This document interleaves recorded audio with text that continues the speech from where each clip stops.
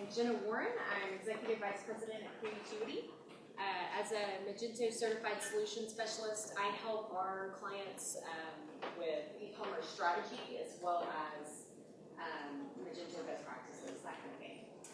So, as a lot of you are probably aware, we're just one painful week away from Q4. I know you're all pretty excited and a little overwhelmed at the same time. A lot of my clients, this is a third of their revenue in those weeks between Thanksgiving and Christmas. So that's a lot of missed opportunity that happens because it's such a short amount of time. So that's kind of where I'm going to come in today. I'm going to talk to you a little bit about some strategies that you can actually implement in the next few weeks and make it happen. Get with your team and do those things. So we're not going to talk about major site redesigns and a whole new strategy for your business. We're going to talk about some real quick things. So the first thing that I want you to do is actually take a step back. We spend a lot of our time poring over so much data. We're tweaking this and that. We're trying to get 1/10 of a percentage of the conversion rate, right? So we kind of tend to lose the big picture. So I want you to just take a step back for a second and think about that big picture. I want you to think about, for example, when maybe last Christmas, you were getting ready to see Great Aunt Sue tomorrow and completely forgot to buy her a present. Or maybe little Susie absolutely had to have the must-have gift of the year, and you could not find it anywhere. You were going crazy. Or what about when you had that really weird coworker that you had to buy a gift for, and you had no idea what to get him, and so you re-gifted a candle that you found in your apartment? So, as it turns out, you guys already know, you're already an expert. You already have been that person, you've been in those shoes, and you need to put yourself in those shoes again to start making some of these strategy decisions. So my very first tip is very simple. It's literally think gifts, because these transactions are very different than when you're buying for yourself. They happen very differently. So for example, you could be looking at the wrong data. You could be looking, if you're looking at the summertime or the last few weeks of data, it's not going to be accurate in this sense, since these transactions happen so differently. So you need to, what I typically tell people to do is to look back at their December 2013 and then combine that with your current market trends, your new products, all of that, and devise your strategy using that kind of blended approach. You need to market differently. So I have a client, their target market is 20 to 30-year-old females, okay? Typically that's who we're running ads for on Facebook and Pinterest and things like that, obviously. That's not who's buying in December, though. It's boyfriends, it's husbands, it's parents. So it's very different. We have to adjust those campaigns. We have to market differently to those different types of people. Also, something that people kind of overlook is cross-promotions. So there's a big trend to move to these smart recommendations and cross-sells and things like that. Keep in mind that you, this time of year, have people that are buying for themselves and someone else, or maybe they're buying for 3 or 4 different people at the same time. So that makes that cross-sell, that smart cross-sell technology, more accurate in some sense and less in others. So you need to keep that in mind when you're setting up, how you're going to market those additional products as add-ons, all of that. And lastly, you have to convert differently. And this isn't a talk all on its own, to be really honest, so I'm just going to suffice it to say that there are 2 things that are important to gifters. When will I get it? And what's the return policy? And so obviously, obviously that first one is 100 times more important than the others. And we see that time and again in all of the stats that we're looking at. With one of them right here being that customers want to see that estimated delivery date.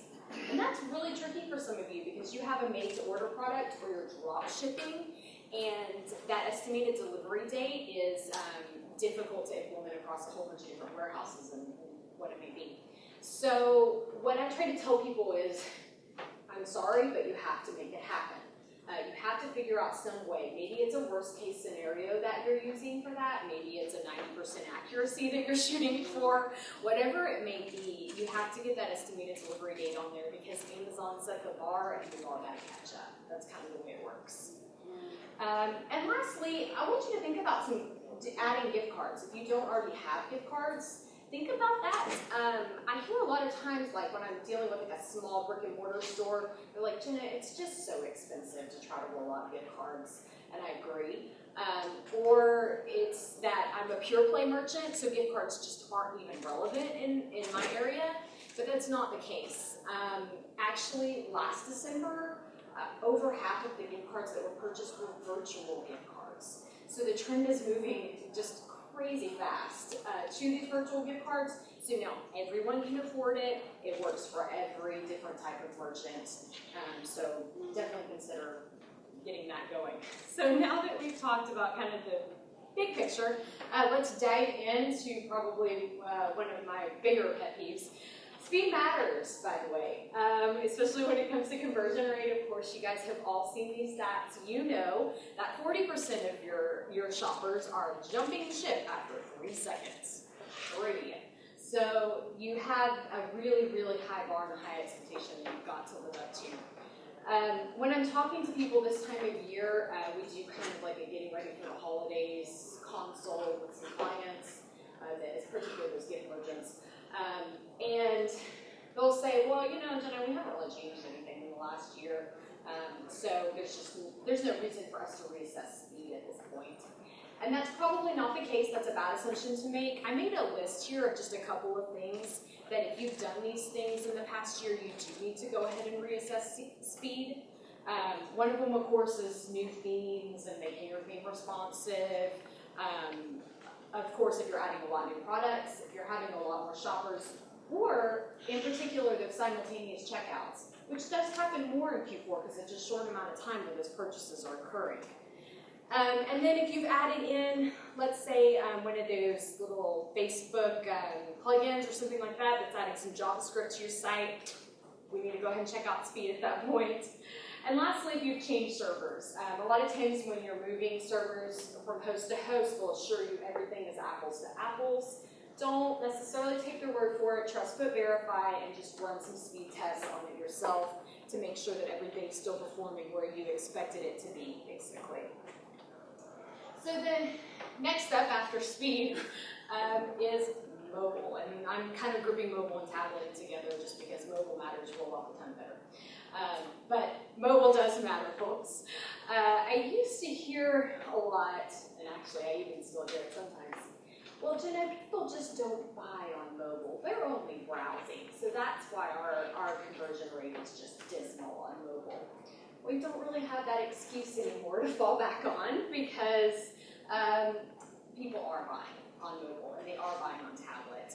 And so I've got a stat here that just shows you how many of those mobile and tablet shoppers are actually making a purchase. They're not just browsing.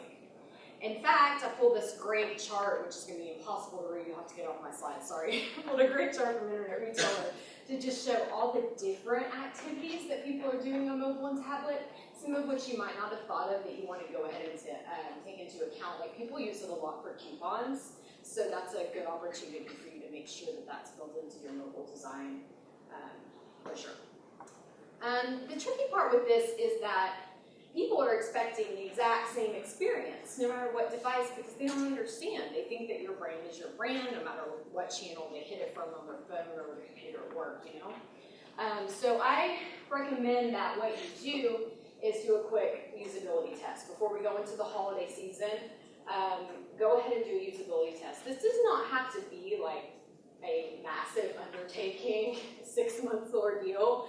Like get you and 5 of your friends in a room and get your phones and iPads out and run through some of those top conversion killers and see. So some of the ones that are on this chart, again, I apologize, it's kind of hard to read.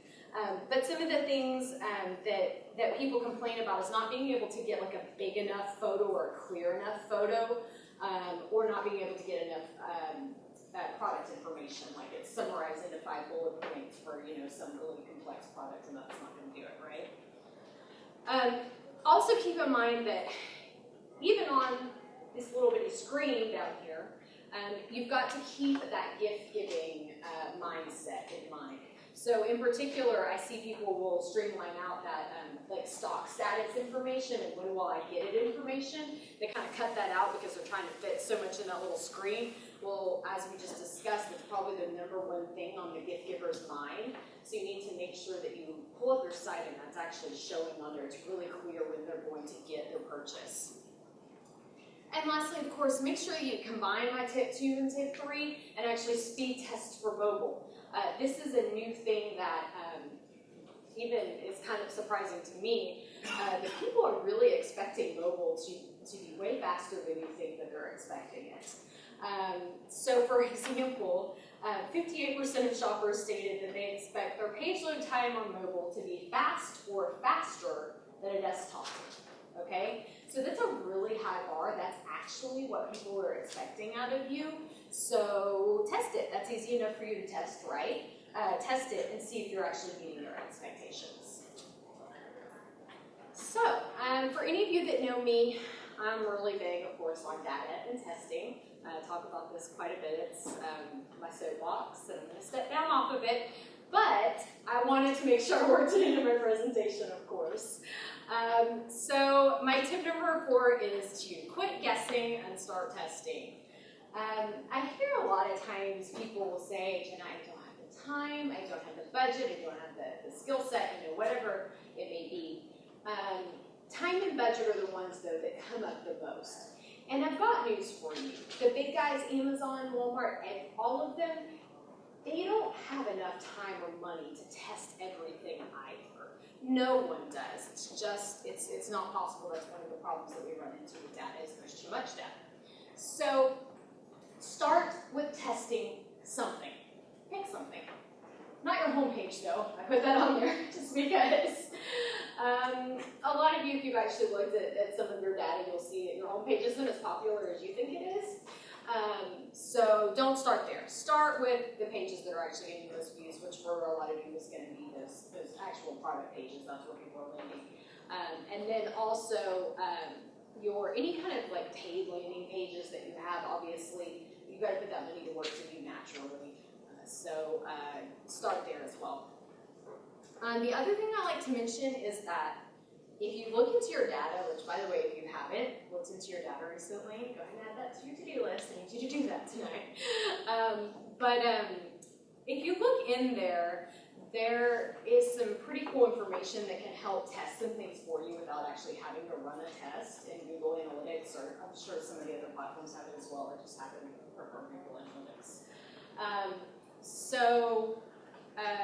Look at, like, for example, December 2013 with January 2014 and compare just like the user behavior basically in those 2 months, and you will very quickly see how your gift shoppers differ from your regular shoppers. You'll start to pull out a couple of insights, and you didn't even have to run a split test on that to see the differences. So that's kind of cool. The next thing that's overlooked a lot is going to be checkout. When I have one of my main responsibilities is when I'm sitting down with someone building a new Magento site, and we kind of do this dream session where we think of all the things that we want to have in our amazing Magento store. And it is extremely, extremely rare that anyone ever brings up checkout to me. Which is kind of shocking because in case you haven't noticed, that's where y'all get your money. So it's actually really important. So don't overlook it. I have like my 5 top things that I like to mention to people. First of all, make it quick. Obviously, that's just, how many other steps you have is one too many. Make it quicker, okay? Make it short. I see all sorts of crazy things that people want to put into their checkout. They want to add like anniversary date and pet's name. I'm like, what? No, you can't put that in your checkout. If you want to put that into my account or post-purchase process, that's fine. But not at checkout. I mean, you've literally got them 10 seconds from the finish line, and you're just throwing more hurdles at them. I mean, that's silly. So obviously, make it shorter if you can. Also, you're going to have a lot more new people on your site during the holiday season. You've probably seen this in past seasons. They don't already have an account with all their information conveniently saved in their saved credit card and everything. So let's make it as easy as possible. One of the things that we've seen success with clients going to be PayPal Express. That may or may not work for you, but check it out. Obviously, PayPal has some great stats out there on the various lists that they've seen. The great people at PayPal. And then lastly, people don't seem to think of, like you and I, as the brand industry, just don't think of shipping as being checkout. They're not the same thing. But in buyers' minds, over and over again, when they talk about not liking a checkout experience or something, it almost always boils down to shipping. That's actually what it is. So, start thinking of shipping as checkout. Not everyone can do a free shipping model. Obviously, it just doesn't work for some people. But remember that estimated delivery date is probably maybe even more important, depending on the shopper. And then, of course, just showing that information early. If you can show it to them before they ever even land on your site somehow, that's probably about when they need to know the shipping price. So make it happen as early as possible. This is a good chart that shows the various reasons that people leave checkout, and again, it's kind of hard to read, sorry.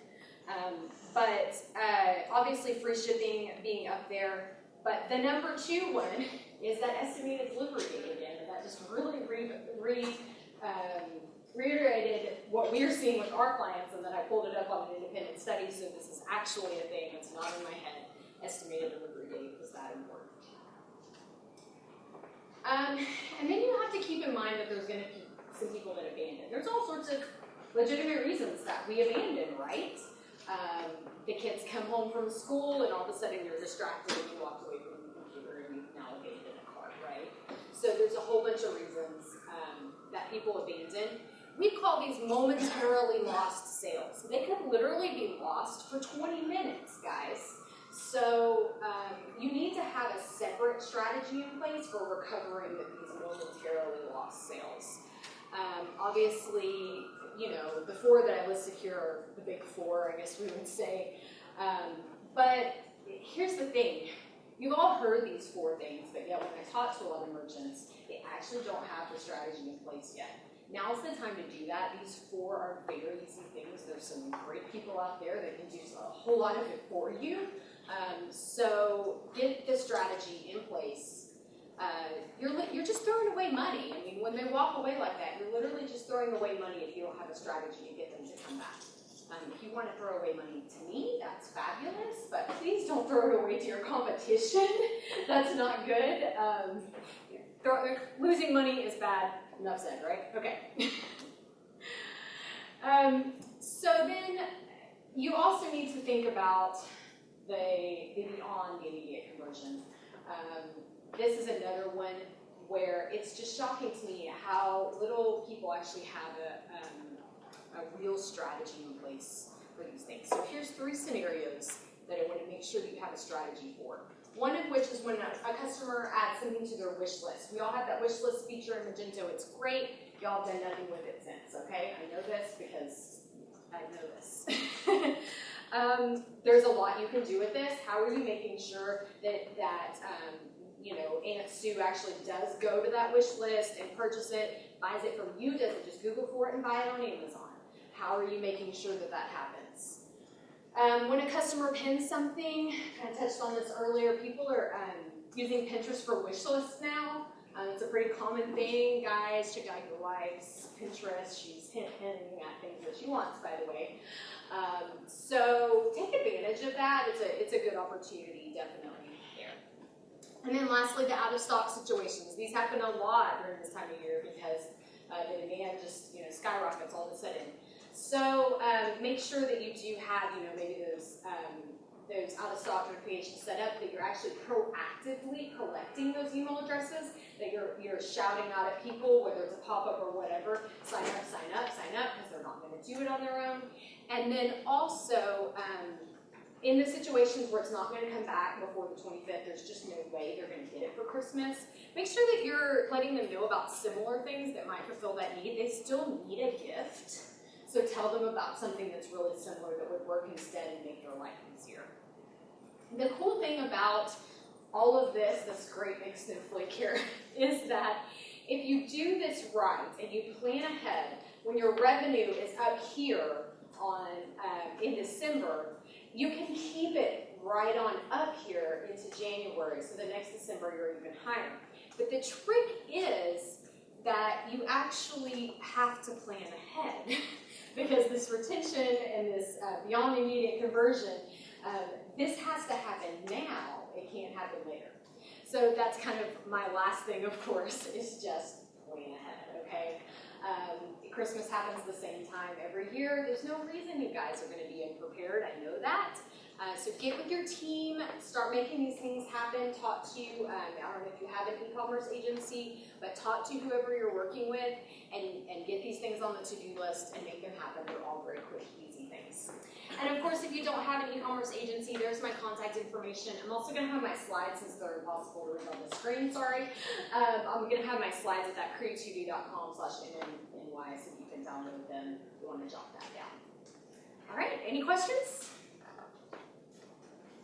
Hey Jenna, do you see a lot of use of wish list within Gendo?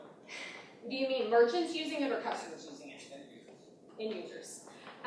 Yes. A lot of times it's more of a, I'm going to come back and buy it for myself though. Do we see it a lot? The brands that actually get usage on it as a wish list are really heavily integrating it with social. That's typically the way that it's happening. Okay? So that's the difference, and you've probably seen that maybe with some. Are people also using the card itself to save their products? Yes, but since not every site does it, I think there's this stigma of if I put it on my wish list. That's what we try to tell people, to be careful about those automated emails about wish lists, just because a lot of times they're saving it for themselves, which is good. It's an opportunity, but make sure you keep that in mind, that you're not sending it like a wish list. You're targeting the fact that they're saving it for themselves. So, anything else? Yeah? Is there some kind of reporting Google Analytics that'll show you the wish list from Gendo? Is it something that you use to track that? What do you mean? There's in the admin panel, you can look at wish lists. I don't know if you've looked at that before. What is the Gendo report? Yeah. Yeah, I know. A lot of people have it. Come talk to me, I'll show it to you. I can pull up an admin panel and show it to you. Cool. Yeah. Yes? What's your favorite either speed test tool or speed test sites? Okay, so the cool thing about being EVP is that I have people do that for me. So you probably need to talk to my team about it, but I can get you a name for that. I have a really awesome team, obviously. So they're the reason I'm here. I just make your lives easier. That's all I'm here for. Anything else? Okay, you guys are quiet over here. You know what? Okay, all right. Well, thank you guys so much.